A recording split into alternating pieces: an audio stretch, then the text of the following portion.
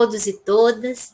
Vamos aproveitar, né, a harmonização que André e Dani trouxeram para nós, esse vídeo que realmente nos emociona, para podermos chegarmos mais pertinho de Jesus, agradecendo ao Mestre querido mais esta oportunidade de trabalho, de cooperação, de fraternidade e de aprendizado. Rogando, Senhor, as vossas bênçãos para todos os lares terrenos, todas as famílias do nosso planeta Terra. Onde houver, Senhor, a dor, a aflição e a angústia, que a sua presença se faça maior.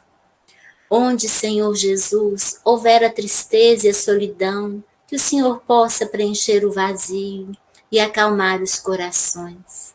Nós te rogamos, Mestre querido, que fique conosco, que alimente a nossa fé, a nossa confiança e nos ajude, Senhor, a cada dia traçarmos um caminho novo, um rumo melhor, para nos auxiliar e auxiliar aqueles que caminham conosco.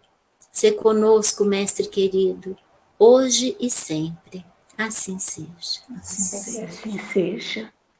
Boa tarde a todos. Caminho, Verdade e Vida, de Emmanuel, através de Chico Xavier. Capítulo 127, Enquanto é dia. Convém que eu faça as obras daquele que me enviou, enquanto é dia. Jesus, João 9:4. Sabemos que o labor divino do Mestre é incessante e efetua-se num dia perene e resplandecente de oportunidades. No entanto, para gravar-nos no entendimento o valor real da passagem na Terra, fala-nos Jesus de sua convivência em aproveitar o ensejo do contato direto com as criaturas. Se semelhante atitude constitui motivo de preocupação para o Mestre, que não dizer de nós mesmos, nos círculos carnais ou nas esferas que lhe são imediatas, dentro das obrigações que nos competem na sagrada realização do bem eterno. Cristo não se refere à necessidade de falar das obras de Deus, mas sim de construí-las a seu tempo. Não ignoramos que, sendo ele o enviado do Altíssimo no mundo, os discípulos da Boa Nova são, a seu turno, os mensageiros do seu amor, nos mais recônditos lugares do orbe terrestre.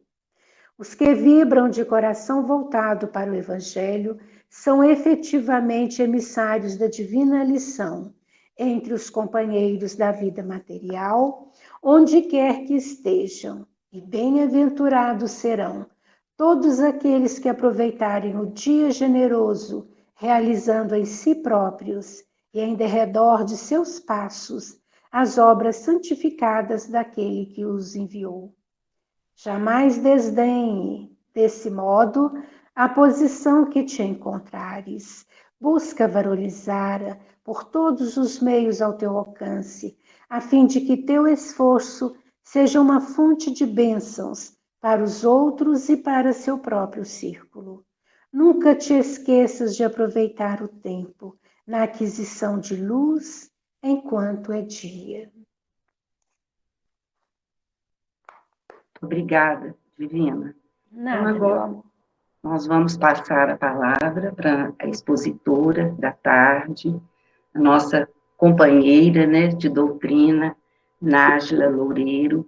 Queremos começar agradecendo-a, porque de imediato ela aqueceu ao nosso convite, né? A gente sabe como ela está requisitada, sempre né?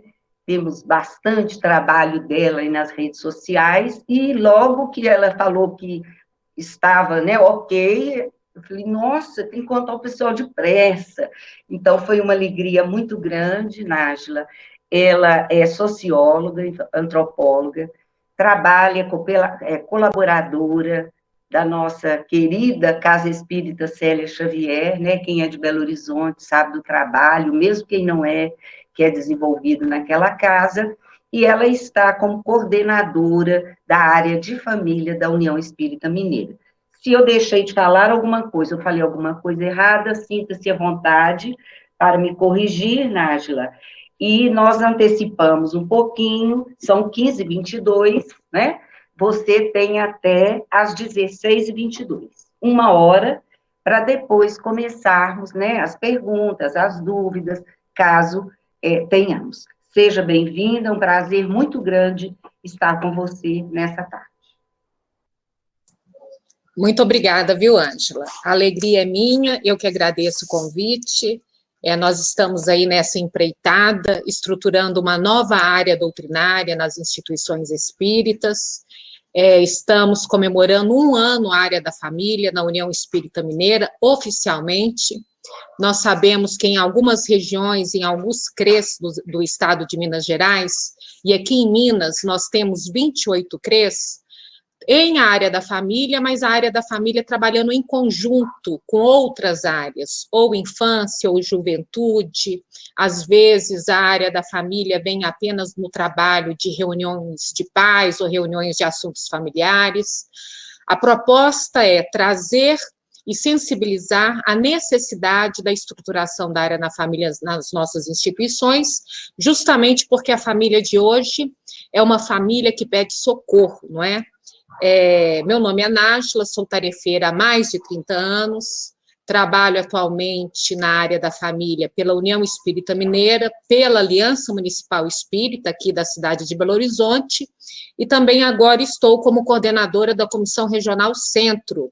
O nosso Brasil, geograficamente, é dividido em 5 regiões, mas a FEB dividiu o nosso Brasil para facilitar as atividades do movimento federativo em 4 regiões. Minas Gerais faz parte, então, da Regional Centro, onde nós temos mais 5 estados participando, que é Mato Grosso, Goiás, Distrito Federal, Tocantins e o Espírito Santo. Então, nós temos feito um trabalho em conjunto para que a gente possa ter a área da família em cada instituição espírita federativa. E hoje nós vamos entender aqui o porquê. A área da família, comemorando 5 anos na Federação Espírita Brasileira, e no próximo dia 3 de julho, nós teremos lives comemorativas pela Regional Centro, com a presença do Haroldo Dutra, na parte da manhã, e com a presença da Dalva Silva, que já foi presidente da Federativa do Estado do Espírito Santo por 2 vezes, autora de livros relacionados ao estudo da mediunidade e também tarefeira da área da família por muitos anos, na época que essa área estava estruturada no Estado, não é? Aqui em Minas Gerais, nós temos alguns CREs que já têm um trabalho da família há mais de 15 anos. Nós temos estados no Brasil, como Rio Grande do Sul, que o trabalho da área da família existe há mais de 30 anos. Então, eles já tinham percebido, desde aquela época, que a instituição espírita precisava se preparar para receber a família como um todo. Por quê? O nosso tema de hoje, família, né, a respeito da convivência familiar, a bênção da convivência, nós sabemos que a família é o local de aprendizado, é uma oficina de reparação. É o local onde espíritos se encontram, muitas vezes, para poder fazer reajustes aí na sua caminhada. Nós sabemos que a família é o encontro de espíritos, não espíritos devedores, mas talvez espíritos equivocados, que cometeram atos equivocados do passado e que têm a oportunidade, através da reencarnação, de reestruturar suas relações, ou a sua convivência com esses espíritos, não é, que muitas vezes podem ter sido vítimas desses irmãos. Então, a família, sim, é uma oficina de reparação, onde nós lidamos com muitos desafios que já trazemos, cada espírito dentro dele, dificuldades, vícios, tendências, uma bagagem imensa do passado, já que nós somos espíritos aqui velhos, espíritos milenares, e por isso mesmo, tantos conflitos, tantas dificuldades na convivência familiar. Só que agora nós temos outros fatores que vêm dificultando essa convivência. Nós sabemos que a família é considerada pelos estudiosos, né? Na minha área, por exemplo, na área de humanas, a família é considerada o alicerce da sociedade. O termômetro da sociedade é a família. Então, quando a família vai mal, a sociedade vai mal. Quando a família está desestruturada, a sociedade está se corrompendo. Quando a família está desestruturada, a cultura, não é? A sua base de valores morais e espirituais estão distorcidos. Então, estudiosos, independente de terem alguma bandeira religiosa, independente de seguir qualquer ideologia religiosa, estudiosos da área de humanas sabem muito bem a importância da estrutura família, da instituição família, na formação desses cidadãos que nós estamos aí colocando na nossa sociedade. E o que nós temos percebido? Que a sociedade, a humanidade como um todo, ela vem evoluindo, não é? Tanto na área da tecnologia, na área das ciências, na área das artes, mas ao mesmo tempo que ela vai evoluindo, e ao mesmo tempo que, entre aspas, vem se falando tanto em Deus, nunca se abriu tantas igrejas como nós temos. Eu brinco que aqui mesmo, na esquina aqui da minha casa, eu tenho na rua 4, 5 igrejas novas, quase uma do lado da outra. Mas isso não quer dizer que o número de igrejas, ou se falar de Deus, está fazendo com que as pessoas se tornem mais espiritualizadas.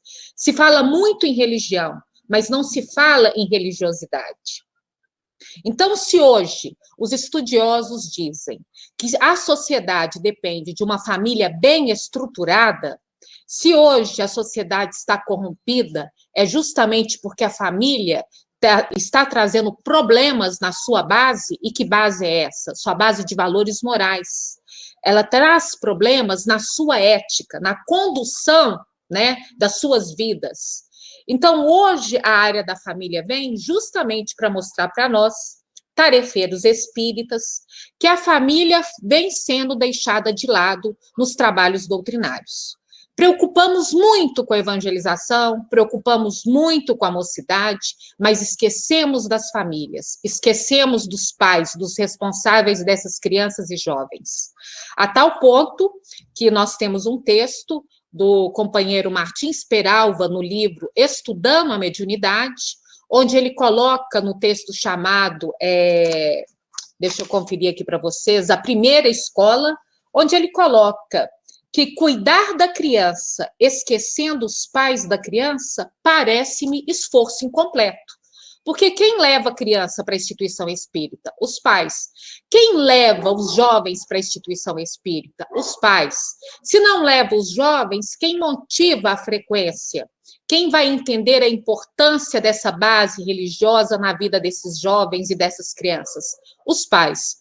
Mas se os pais não são frequentadores da instituição, se os pais não se sentem motivados a estar integrando as atividades doutrinárias da instituição, como esse trabalho vai surtir o efeito esperado, que é justamente formar bons cidadãos, formar pessoas de caráter, formar pessoas com uma base moral, para que eles tenham sempre a oportunidade de fazer as melhores escolhas quando estiverem aí na sociedade? Não tem, porque se preocupa demais na parte da evangelização e da mocidade, mas esquece que nós temos uma família hoje pedindo socorro. Se esquece que para falar para essa família, para atender essa família, eu tenho que conhecer a demanda dessas famílias que chegam à minha instituição. Eu tenho que trabalhar com elas, dialogar com elas, a realidade vivida por elas. Então, não adianta eu ter na instituição espírita a reunião de pais, ou a reunião da família, ou a reunião de assuntos familiares, com temas que não têm nada a ver com a vivência deles, com as dúvidas deles, com as frustrações. Não adianta eu colocar numa instituição espírita uma reunião de pais com a mesma programação do que as crianças, ou com a mesma programação dos jovens. A demanda é diferente, os problemas, as dúvidas ali são diferentes. Pai e mãe, ou família, educadores responsáveis, eles não vão para uma reunião, ou num sábado, ou num dia da semana, ou num domingo, para ouvir falar o que é Deus, o que é mediunidade. Essa não é a proposta. Ao se falar temas específicos doutrinários, isso tem que ser falado em grupos de estudo. Reunião pública, porque a reunião de pais, reunião de família é uma reunião pública, nós temos que trazer temas atuais na perspectiva espírita, na perspectiva do Evangelho do Cristo. Então, eu tenho que trazer temas da realidade dessas famílias, para mostrar de forma efetiva, prática, o concreto ali, sair do abstrato, sair da adoração, de que forma a doutrina espírita e o Evangelho do Cristo pode contribuir na convivência familiar, de que forma a doutrina espírita e o Evangelho do Cristo vai fazer a diferença na vida dessas famílias. Então, eu tenho que trazer temas atuais para atrair. Hoje, diante dessa sociedade, que se fala tanto de Deus, mas é tão materialista, tão individualista, tão egoísta, a nossa sociedade está doente, né? Basta ver aí a gente abrir as redes sociais, basta a gente tirar por base, né? Vou fazer uma pergunta aqui. Quem são os ídolos atuais dos nossos jovens, dos nossos adolescentes? Quais são os ídolos? Há 50 anos atrás, os ídolos da juventude, dos jovens, eram figuras políticas, eram pensadores, eram filósofos, eram artistas, né? Artistas de fato. Quem é hoje os ídolos dos nossos jovens, dos nossos adolescentes? Youtuber. E cada um falando mais asneira do que o outro. Só besteira. São os ídolos dos nossos adolescentes e jovens, né? Quais são as músicas hoje que fazem mais sucesso entre eles? Né? Nada contra a escolha de cada um. Mas isso é o termômetro do que é a nossa sociedade hoje. Uma sociedade completamente corrompida. Uma sociedade degenerada. Essa medida é a medida que nós podemos trazer para entender o que é a nossa sociedade hoje. E por que a sociedade hoje está assim? Porque a família está completamente desestruturada, onde os pais, os responsáveis, os educadores, não estão assumindo o papel de fato deles, que é de orientar, que é um papel missionário. Foi um papel, uma responsabilidade assumida por eles no plano espiritual, que é orientar esses espíritos que estão aqui na Terra. Nós comemoramos semana passada o Dia Nacional da Adoção, o dia 25 de maio. E esse tema eu trabalhei durante esse mês, umas 3, 4 vezes, e eu trago para os companheiros, olha, todos nós somos filhos adotivos. Não existe filho adotivo, existe filho. Porque todos nós somos filhos adotivos. Porque nós somos filhos, de fato, de Deus. Então, na realidade, os filhos que recebemos em nossos lares são filhos temporários, são filhos adotivos, não são nossos filhos, são filhos de Deus. Então, eu assumi lá na espiritualidade a responsabilidade, a missão de orientar esses espíritos que trazem dificuldades, que trazem uma bagagem imensa, um peso imenso do passado. E o que eu faço quando eu chego aqui? Não levo em consideração a responsabilidade, a missão assumida, e começo a delegar a responsabilidade da educação dos filhos. Educação e instrução são duas coisas diferentes. A educação dos filhos passo a terceirizar, ou para a escola, agora para psicólogo, ou para os ajudantes, né, dos afazeres domésticos em casa. Pai e mãe responsáveis não estão assumindo o papel deles de orientadores, não estão assumindo o papel de educadores. E aí nós temos crianças, nós temos jovens, adolescentes, sem nenhuma orientação, muitas vezes moral, sem orientação religiosa, porque eu conheço várias famílias de espíritas que não obrigam seus filhos a frequentar evangelização e mocidade, e podem se assustar, porque tem que obrigar mesmo, né? Porque quem manda dentro de casa é pai e mãe. Se o filho está sob o seu teto, se ele vive às suas custas, né? Ele é hóspede. Então, quem dita as regras do lar são os pais. Tanto é essa responsabilidade que lá na questão 582, quando Kardec pergunta aos espíritos superiores se a paternidade é uma missão, os espíritos dizem. É uma missão muito grande, é tão grande que a gente não tem noção dessa responsabilidade. Porque Deus guarda os seus filhos temporariamente para você orientá-los. Aí chega aqui, não, o filho faz o que quer. Porque pai e mãe tem medo, vai traumatizar a criança, vai isso, vai aquilo outro. Ah, Nájila, meu filho não quer ir na evangelização, não tem problema não. Agora, lógico, né, gente, tudo virtual. Então, nós temos que ir nos adaptando à nova realidade que existe. Então, no mesmo horáriozinho da evangelização, a criança tem que entender, olha, esse é o horário da evangelização. Os pais têm que estar junto para poder que a criança receba ali as atividades, ou de forma virtual, as atividades em casa. Cada instituição está se adaptando da melhor forma possível. Mas, nesse momento, os pais têm que fazer com que as crianças entendam, olha, já que a gente dedica tanto tempo à prática de esportes, a cursos variados de línguas, a curso de artes, a tanta coisa, por que eu não vou investir na educação moral da criança?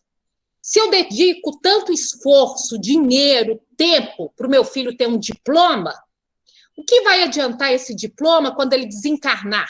Ou vocês acham que ele vai desencarnar? Vem cá, João, quantos diplomas você tem? Quantas línguas você fala? Quais países você visitou? Não. O que vão querer saber do João é, João, quais foram os defeitos que você conseguiu transformar em virtudes? Qual foi a sua mudança? Você se tornou um espírito melhor, um ser melhor? Então, a criança tem que entender, se ela dedica tanto tempo a outras atividades, tem que dedicar um tempo, sim, para se falar de Deus, para se entender o que é Deus. Tem que se dedicar um tempo para se falar sobre virtude, sobre moral. E esse tempo agora, de forma virtual, os pais devem estar juntos, né, dos seus filhos. E a reunião de pais, a reunião de assuntos familiares, tem que ocorrer num outro horário, num horário que possa ter a participação efetiva dessas famílias. Então, não pode ser num horário perto da hora de fazer um almoço, não pode ser num horário onde tem a evangelização e a mocidade, tem que ser num horário para se adequar à nova realidade agora, onde as famílias estão dentro de casa, com tantos afazeres domésticos, com tantas responsabilidades com filhos, muitas vezes filhos de idades diferentes, que requerem atenção diferente. Então, eu tenho que ir me adequando. Então, adequar os temas, adequar o horário, não é? Eu estou na instituição espírita para servir, então eu tenho que servir. Não são eles que têm que se adaptar a mim, eu é que preciso me adaptar a eles e trazer uma temática que possa contribuir efetivamente. E uma das temáticas é alertar esses pais, alertar essas famílias da responsabilidade desses pais na condução desses filhos que são espíritos imortais, que trazem hoje, né, uma inteligência muito grande, mas uma moralidade, né, a desejar. São espíritos rebeldes, são espíritos que agora argumentam muito, são espíritos completamente perdidos, são espíritos aí, podemos dizer, com comportamentos disfuncionais. E com a sociedade atual, isso só tende a estar piorando, porque o abuso da tecnologia, o abuso do uso de redes e mídias sociais tem causado nas famílias, por exemplo, comportamentos disfuncionais, não só em crianças e em jovens, mas nos próprios adultos. Então, tudo hoje na sociedade está em números exponenciais. Suicídio, lá em cima. Dependência química, lá em cima. Vício, a pornografia, lá em cima. Está tudo exponencial. Aí, hoje, tudo que é errado está virando certo, certo está virando errado. Então, onde se vai se dialogar, né? Falar dos cuidados, falar da questão dos direitos e deveres das crianças, dos jovens, onde vai dialogar sobre os cuidados no uso da tecnologia, onde nós vamos dialogar sobre a questão da pornografia. Nós temos crianças viciadas em pornografia, falar dos efeitos nocivos da pornografia na vida dos adultos. Qual espaço nós teremos para dialogar, trazer esses temas atuais?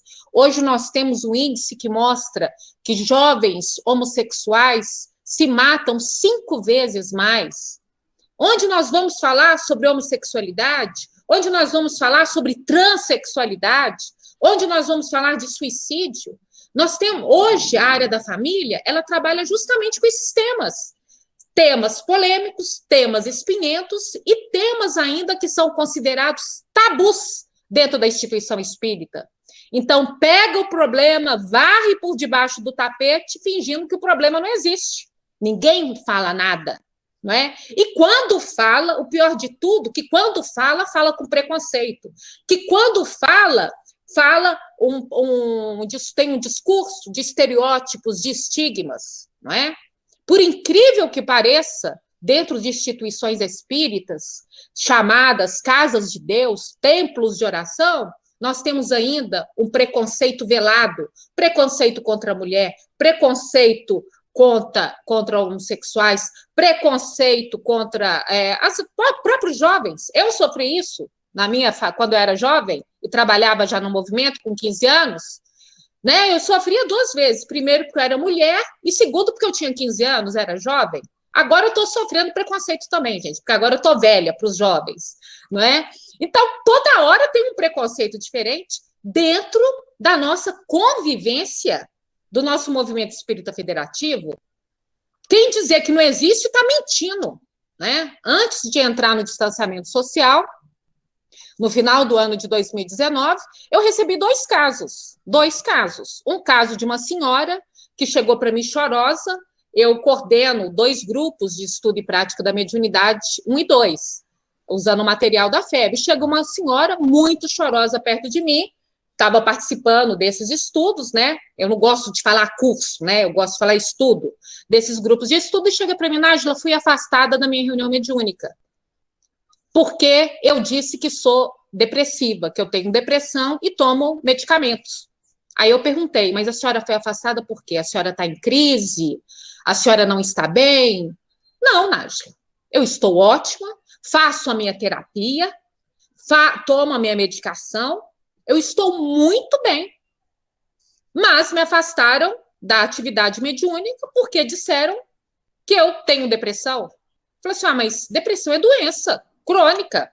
Então, eles vão afastar também quem tem pressão alta, quem é diabético, vai afastar também, porque todas essas pessoas tomam medicação.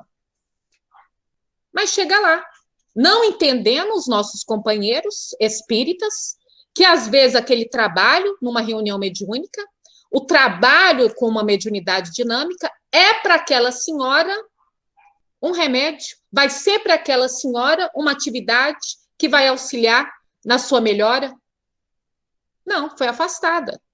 Aí depois chegou outro caso, né? Não no mesmo dia, de um jovenzinho estudioso, comprometido, assíduo dos grupos de estudos, né?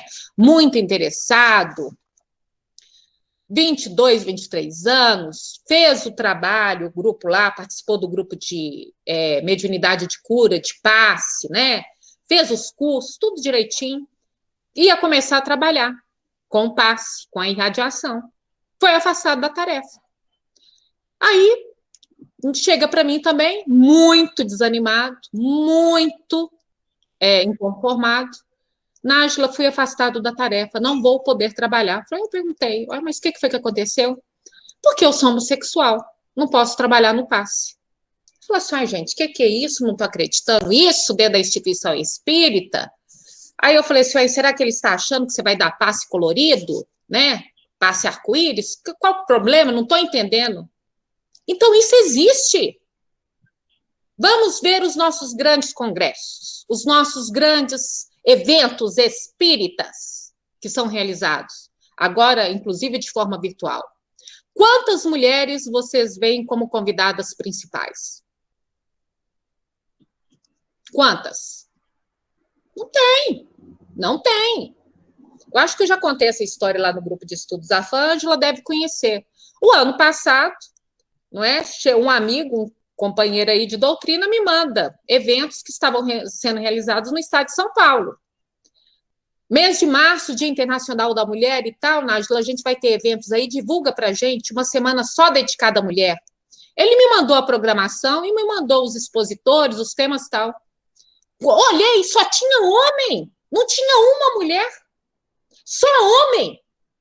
Aí mandei para ele, né, gente, que eu não fico calada, falei assim, mas não estou te entendendo não, meu irmão. É uma semana dedicada à mulher, é a Semana da Mulher, não tem uma mulher fazendo o estudo? Não tem uma mulher que vai dar palestra? Não tem uma mulher que foi convidada para o seu evento? Ele me deu 1001 desculpas, né, gente? Porque ele ficou sem jeito, ele viu o fora que ele tinha dado. Aí depois me manda outro evento em São Paulo, isso foi no mês de outubro, né? Aproveitando Outubro Rosa para falar da saúde física e mental da mulher, na perspectiva espírita e tal. O evento também de uma semana inteira. Recebo a programação, o cartaz rosinha, tudo rosa, delicado, feminino. Vai eu olhar os convidados. Pergunta se tinha mulher participando. Não tinha. Então, esses temas provocativos, esses temas polêmicos, esses temas espinhentos, cabe à área da família dialogar sobre eles. Não é jogando o problema para debaixo do tapete que o problema vai desaparecer. Não é não falando de suicídio que o suicídio vai desaparecer. Não, Nájila. Teve companheiro instruído, nível superior, doutor, que chegou para mim e falou, não, Nájila, mas eles dizem que falar de suicídio causa suicídio. Eu falei, quem disse isso? Aonde está escrito isso?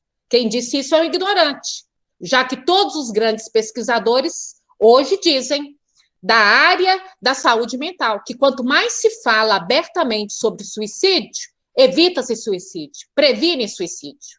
O problema não é falar, é a maneira de falar. Aí você ainda vai à instituição espírita, que falam que quem comete suicídio é covarde, que quem comete suicídio é um espírito fraco, que quem comete suicídio é um espírito orgulhoso. E famílias que têm ali presentes parentes ou amigos que perderam alguém pelo suicídio ainda tem que estar lá ouvindo uma barbaridade dessa. Então, a família, a área da família, vem para discutir sobre isso. Então, como eu vou auxiliar, melhorar a convivência familiar, não trazendo, não dialogando sobre esses temas que tão importantes. Temas que, quando não são trabalhados, estão abalando a estrutura dessas famílias. Porque o suicídio está chegando, porque a doença está chegando, porque a dependência está chegando cada vez mais cedo dentro dessas famílias. Como não? Não adianta achar que é amorzinho, falar de amor, de Jesus, de Deus, lindo, maravilhoso, e ter essa postura de adoração, de contemplação, não vai resolver o problema, não vai ajudar ninguém, não. Nós precisamos de reflexões urgentes e ações imediatas. A melhor forma de agradar a Deus não é adorando, é trabalhando. A melhor forma de adorar a Deus é colocar em prática aquilo que o Evangelho traz para nós, servir ao outro. Então, é trabalho. Trabalho de sensibilização, trabalho de conscientização, trabalho de informação correta, porque uma informação correta, uma informação certa, hoje, literalmente, salva vidas. Então, quando você fala claramente, abertamente de suicídio, você está prevenindo. Quando você fala de saúde mental, de depressão, de ansiedade. Quando você fala sobre homossexualidade e vai mostrando para essas famílias, gente, homossexualidade não é doença, não é distúrbio de comportamento. O que a doutrina espírita nos fala sobre a homossexualidade? Tem uma literatura vasta. Vamos falar de eutanásia, de drogas, de aborto. Há uns 3 anos atrás, 4 anos atrás, nós tivemos dificuldades de jovens, lideranças espíritas, coordenadores de mocidade, que utilizaram as suas redes sociais defendendo o aborto legalizado.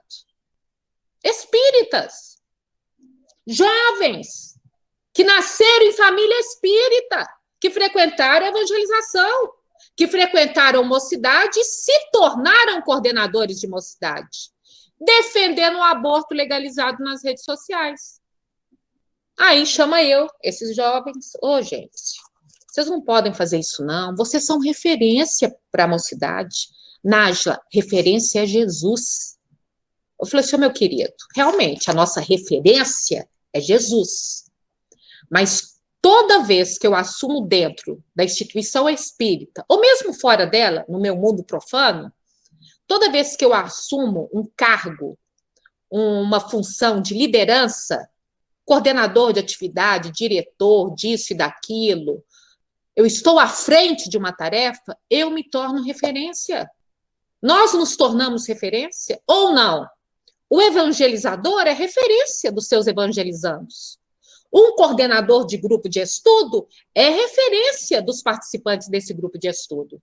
O coordenador da reunião de pais, o coordenador da reunião de família, é referência para essas famílias.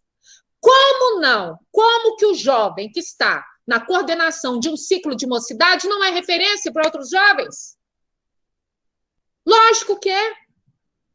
Não, Nájila, mas se a gente, né, defender o aborto legalizado, porque se o aborto aí não for contra a lei, tantas mulheres vão deixar de morrer, porque isso vai ter um amparo da lei. Eu falei assim, mentira! Sabe por que é mentira? Porque o aborto, da forma que eles querem legalizar, as únicas pessoas que vão ter condição de praticar o aborto é quem tem dinheiro. Não vai fazer diferença nenhuma. Porque a mulher pobre, negra, que não tem dinheiro, vai continuar fazendo um aborto clandestino e morrendo. Na realidade, vocês estão querendo contribuir por uma indústria do aborto. Porque quem tem dinheiro também vai continuar praticando aborto, de forma legal ou ilegal. Porque tem dinheiro e o que mais tem no nosso Brasil são clínicas de aborto aí, faturando alto, com classe média, média alta, classe alta. Essa é a nossa realidade. Então, como é que você legalizar um crime, né? Como é que você defender o erro vai melhorar o erro? Não existe isso. Mas por que essa fala dos nossos jovens? Eles são responsáveis por isso? Não. O erro é nosso, adultos, maduros. Ou como a Ângela colocou aí, né, Ângela? A gente já está na terceira, na quarta, na quinta idade, a gente já está descendo a serra. O erro é nosso, a responsabilidade é nossa.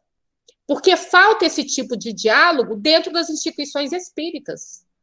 Porque se eles têm esse tipo de atitude, é de ignorância, porque não conhecem sobre o tema, não conhecem o fato. Então, realmente, é uma atitude, né, equivocada, porque não se sabe ao certo o que está por trás disso.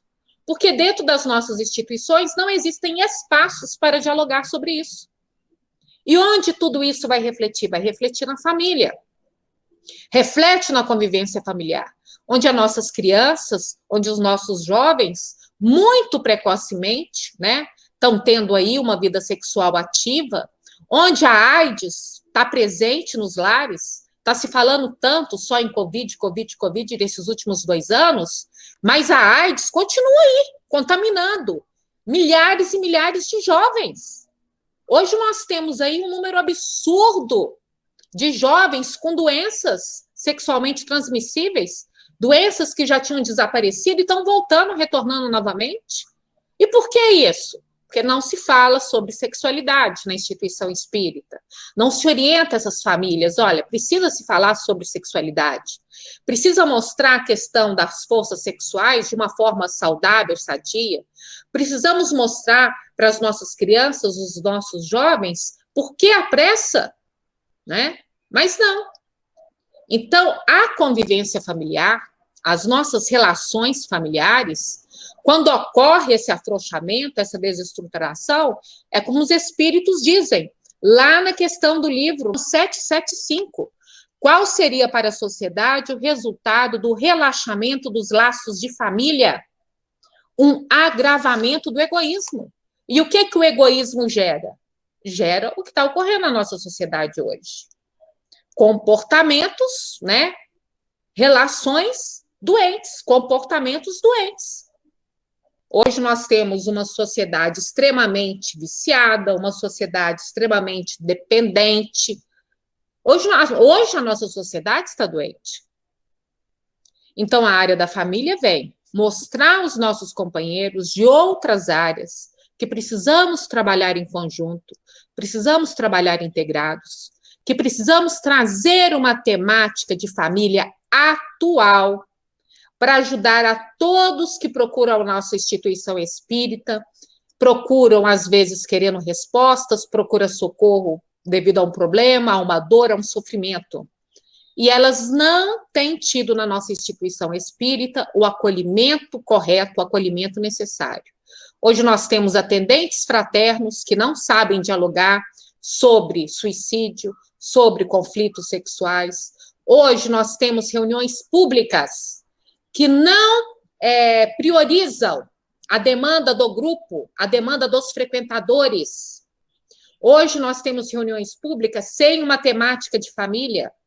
Hoje nós temos departamentos da infância e da juventude que esqueceram a família. E não adianta. Quem leva a criança ou jovem para a instituição é a família. Então, por isso que está havendo uma evasão, tanto da evangelização quanto da mocidade. Hoje nós temos um departamento da juventude que não entende, que vai chegar a determinado momento, nos ciclos de mocidade, que vai ter que se adaptar a alguns horários. Imagina os jovens que estão lá se preparando para um Enem da vida. Vai chegando no final do ano, os meninos já estão estressados, os meninos estão aí com aulas, né, com horário integral, estudando. Esse jovem, ele não vai se locomover para ir participar de um estudo de mocidade. Ele vai perder 2 horas para ir, 2 horas para voltar, mais as atividades, então ele fica em casa. O que nós temos que fazer? Nos adaptar. E a pandemia veio, o distanciamento veio para revolucionar as nossas atividades doutrinárias, porque nos vimos obrigados a fazer agora o trabalho virtual. Então, agora, o problema deixou de ser problema e passou a ser solução para nós. Então, agora, mesmo voltando aos trabalhos presenciais, muitas das atividades serão virtuais. E por que não?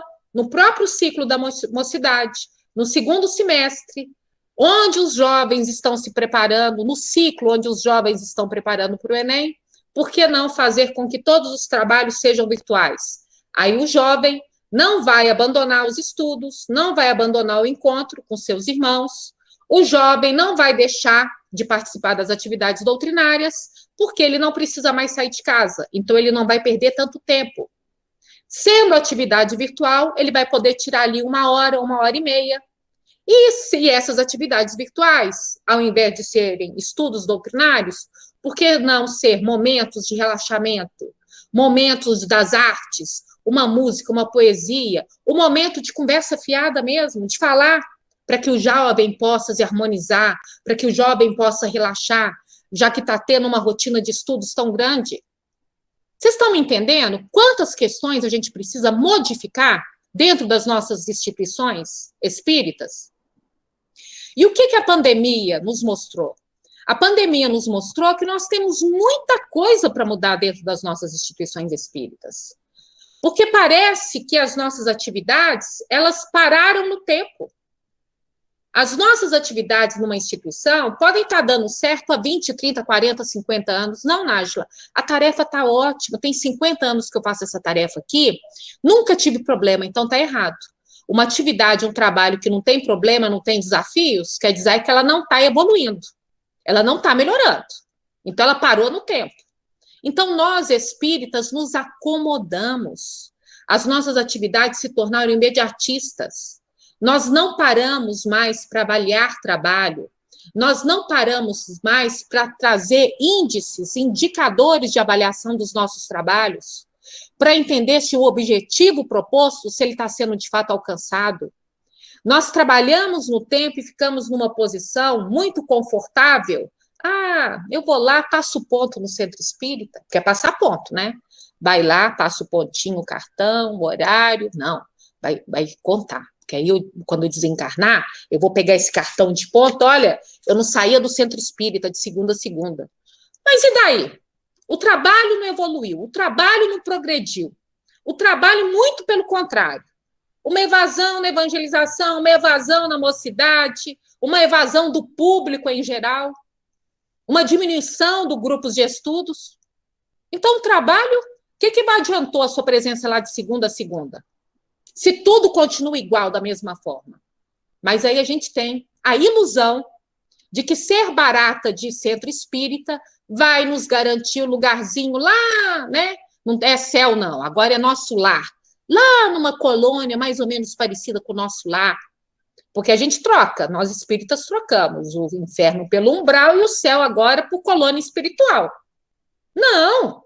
O trabalho, para ser efetivo, eu tenho que ter um indicador de avaliação. O objetivo do projeto, o objetivo do trabalho está sendo alcançado? Qual que é o objetivo de uma evangelização? Aumentar o número de crianças e que essas crianças permaneçam. Né? Qual que é o objetivo de uma mocidade? Qual que é o objetivo de uma reunião pública? A reunião pública, divulgar, difundir o espiritismo, ótimo, isso está ocorrendo? Porque se não tem público, não vai ter para divulgar para ninguém. Então, hoje, o distanciamento social e a pandemia veio revolucionar as estruturas dos trabalhos doutrinários dentro da instituição, que vão ter que repensar a sua forma de trabalhar. Né? Começou pelas reuniões mediúnicas. Tem muito médio aí falando asneira. Escuto isso todo dia. Nájila, por que tem que ter reunião mediúnica, Nájila? Porque se eu não trabalhar, eu vou ficar louco, Nájila. Porque nós temos que ajudar os nossos irmãozinhos sofredores, inferiores, Nájila. Aí eu olho para o médium, né, e vejo que ele não estuda a doutrina, que ele não conhece o livro dos médiuns, ele não entendeu que o médium não tem missão nenhuma aqui na Terra, que a única missão que o médium tem é se reformar intimamente, se autoaprimorar, que se o trabalho mediúnico existe numa instituição espírita, é para educação da equipe mediúnica, não é para ajudar espírito sofredor inferior, porque todo mundo aqui é sofredor inferior. Porque se a gente não fosse inferior e sofredor, gente, ninguém ia estar na Terra aqui, né? A gente ia estar num planeta mais evoluído. Todo mundo aqui é inferior sofredor. Então, a reunião mediúnica existe, não é porque a espiritualidade maior precisa da gente para levar orientação e esclarecimento para os desencarnados, não. A reunião mediúnica existe para ajudar os encarnados, para mostrar para eles, olha, tá vendo o que está acontecendo comigo no plano espiritual? Abre seu olho, porque se você continuar com esse comportamento, vai acontecer coisa pior com você lá. Então, a reunião mediúnica, ela vem para mostrar para cada integrante da reunião mediúnica, porque se é uma reunião que está se falando tanto de egoísmo, tanto de orgulho, é porque os seus integrantes precisam ouvir. Então, hoje a reunião mediúnica tem que se adaptar. O que eles precisam fazer? Estudar. E por que isso aconteceu? Porque fizemos um levantamento no país todo, mostrando que praticamente todas as instituições espíritas do movimento espírita federativo têm reunião mediúnica. Às vezes, muito mais do que um grupo. A minha instituição mesmo tem quase 40 grupos de reunião mediúnica. Aí eu pergunto para vocês, vocês acham que esse número é o mesmo? Quando foi feita a pergunta, quantos grupos de estudos existem na instituição espírita? Existem grupos de estudos sistematizados na instituição espírita? Qual foi a resposta? O que vocês acham?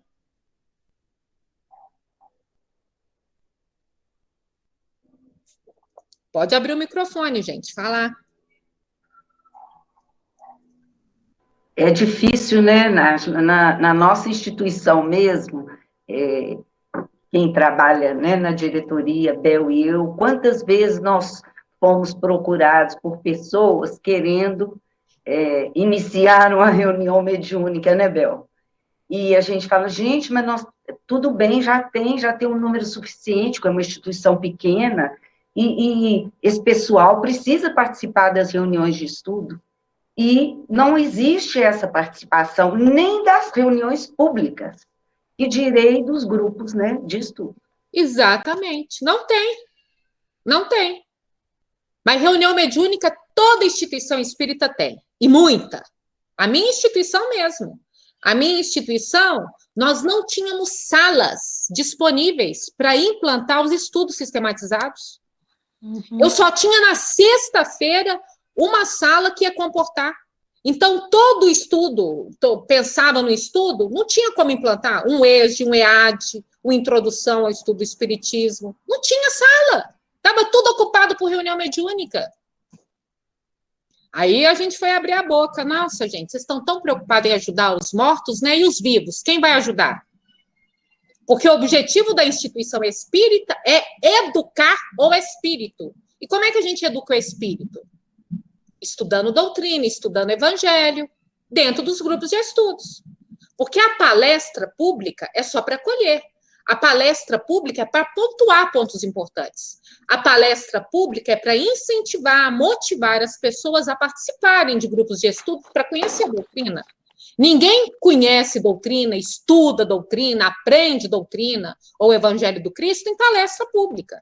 Palestra pública é 1 hora, o tempo é curto. Ali é apenas para sensibilizar as pessoas, para comover as pessoas, para jogar a sementinha lá. Mas ela vai evoluir, ela vai melhorar, ela vai crescer, ela vai se equilibrar num grupo de estudo.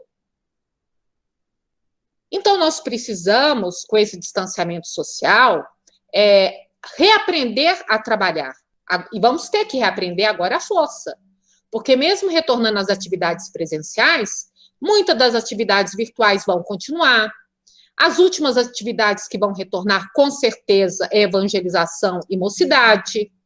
As atividades vão ter que seguir protocolos de distanciamento, de limpeza e etc. Então, hoje, com o distanciamento social, as instituições espíritas perceberam que elas pararam no tempo, foram obrigadas a evoluir, usar as ferramentas que já estavam disponíveis, mas eram muito pouco utilizadas, como as plataformas aí digitais. E agora nós temos possibilidade, mesmo de forma virtual, continuar com todas as atividades. Então, isso é importante, não é? Para que a gente possa refletir. E a área da família, por incrível que pareça, apesar de ser uma área nova, a pandemia foi, né, uma graça para a área da família, porque possibilitou essa sensibilização, está possibilitando essa sensibilização no estado de Minas Gerais todo, no país inteiro, onde pessoas que não participavam das atividades, dos trabalhos do movimento federativo, hoje participam, porque têm a possibilidade de participar, porque é virtual.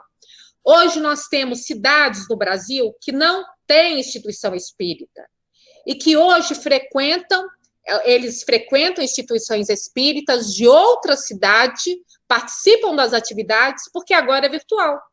Então, na cidade dele não tem instituição espírita, mas na cidade vizinha tinha. Mas era longe, não tinha como ir. Agora está participando.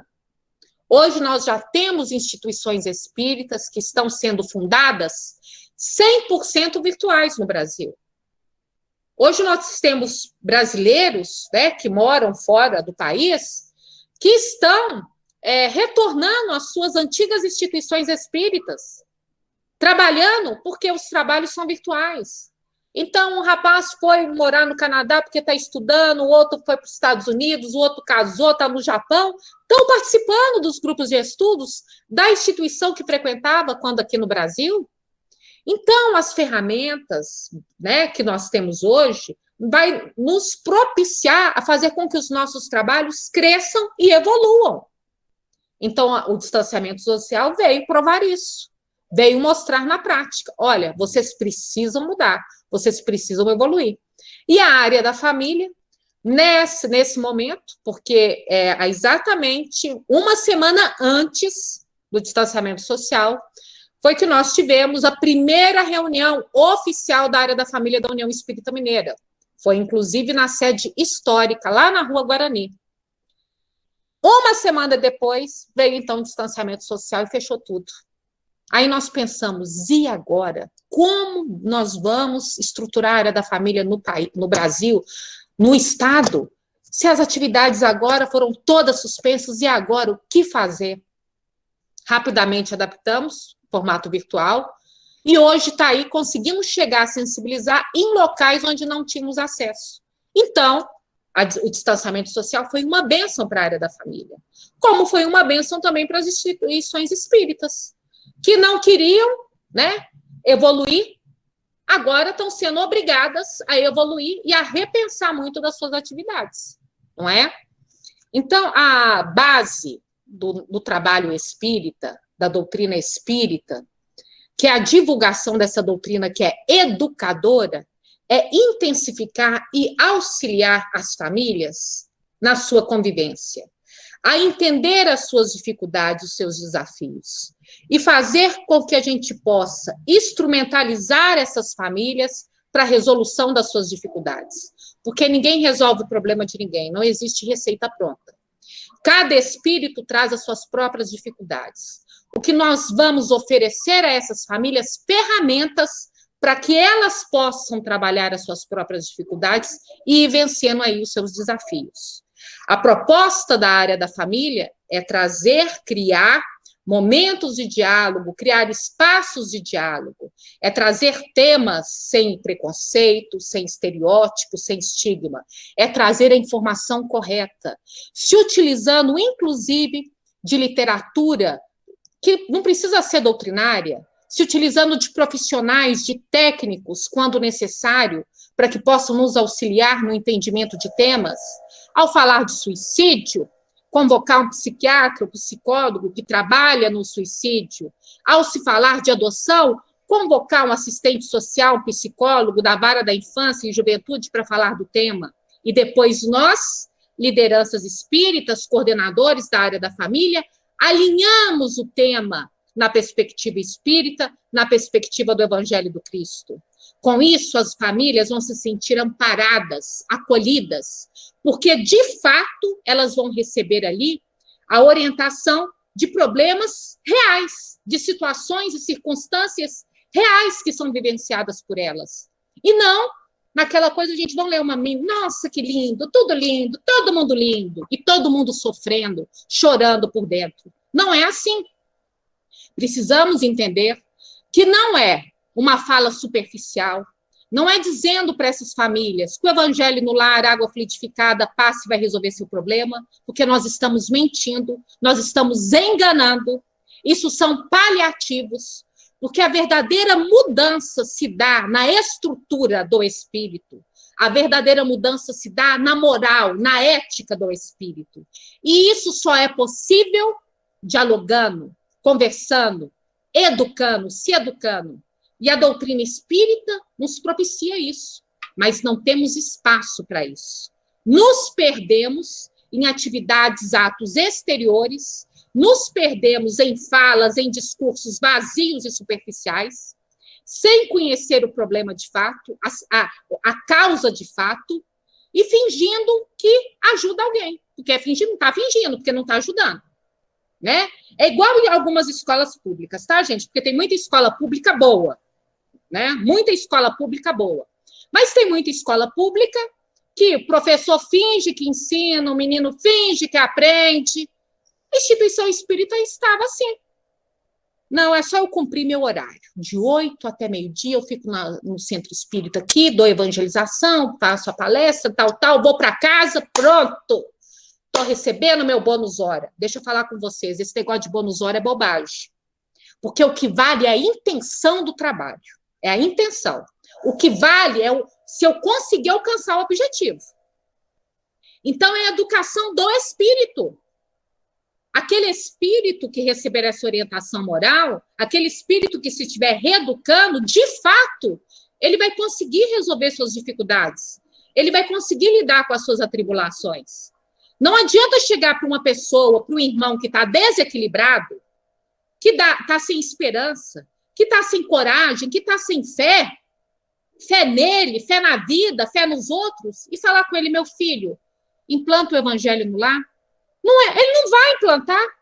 Ele está desequilibrado. Ele precisa agora se reequilibrar, conhecer doutrina, conhecer o evangelho. Mas para que eu possa ter esse irmão junto de mim, para que ele possa receber essa bênção, só se ele se sentir motivado. E eu falar de situações reais. E eu falar de circunstâncias reais. E não ficar numa fala abstrata. Eu tenho que mostrar efetivamente. Então, é trabalhando com cada espírito, mostrando a cada espírito, né, que existem ferramentas que vão poder auxiliá-lo na sua convivência familiar. Porque o que é a convivência familiar? Convivência familiar são relações. Nós precisamos saber nos relacionar. Porque as relações sociais, é através delas que o espírito progride. Por isso que a lei do progresso é a lei divina e natural. Por isso que a lei de sociedade é lei divina ou natural. Nenhum espírito evolui e progride sozinho. Ele precisa de conviver, ele precisa de viver, né? Viver em relações. E essas relações nas instituições familiares é a primeira escola desse espírito.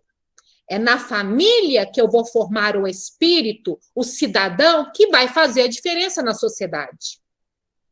É na família, como Emmanuel, né, coloca para nós, a família é a escola das almas, é na família. Então, a instituição espírita precisa oferecer, precisa instrumentalizar essas famílias, para que elas consigam, né, cada uma no seu tempo próprio, nas suas dificuldades próprias, para que cada uma saiba resolver as suas dificuldades da melhor forma possível, na realidade delas, não é? Eu vi a querida Divina aqui. Divina, você ainda está aí, Divina? Saudade. Estou. Saudade. Eu? E aí, ó, saudade da Divina, por exemplo. Quando ia lá, né, Divina? Vou lá fazer o trabalho lá na nossa casa de Etelvina. Ah, não, é outra Divina. É outra Divina, é a Divina daqui, ó. É, exato. Divina lá de Betim, Citrolândia. Citrolândia. Exatamente. Então, lá nós temos, o Célia Xavier tem uma unidade lá em Citrolândia, que chama a Casa de Etelvina. Então, por exemplo, nós vamos lá falar para as famílias da região. Vocês acham mesmo que eu chegar lá com projetor, com slide, eu vou conseguir alcançar o coração dessas famílias? Uma vez eu fui convidada lá para falar sobre reencarnação. Aí eu cheguei lá para as famílias que estavam lá, perguntei, gente, quem aqui acredita em reencarnação? 10% levantou a mão, os outros 90%, ninguém acreditava em reencarnação. Vocês estão entendendo? Cada público você tem que se adaptando. Não adianta, por exemplo, eu chegar na minha instituição, numa reunião de famílias, que só tem jovens, e trazer temas cansativos. Eu tenho que trazer temas desses jovens casais, dessas famílias jovens que estão ali. Às vezes eu tenho família, por exemplo, que eu tenho um número muito grande de famílias com filhos autistas. Eu tenho que trazer essa temática.